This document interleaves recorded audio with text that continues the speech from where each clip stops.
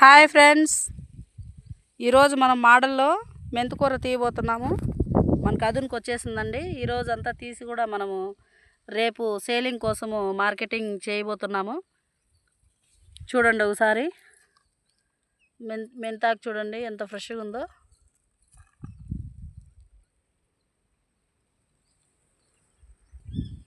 చూడండి వేరు వ్యవస్థ.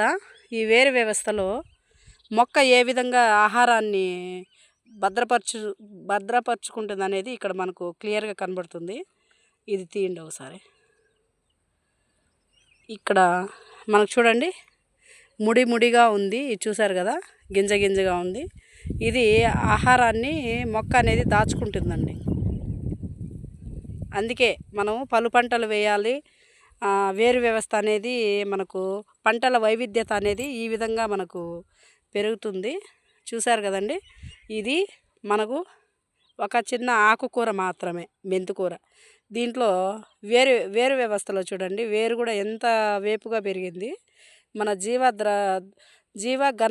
జీవామృతాలు పడిన వెంటనే మనకు కర్బనం అనేది, మనకు సేంద్రియ కర్బనం అనేది ఏ విధంగా ఉత్పత్తి అయింది అనేది కూడా మనం ఈ మొక్క ద్వారా చూడొచ్చు. చూడండి.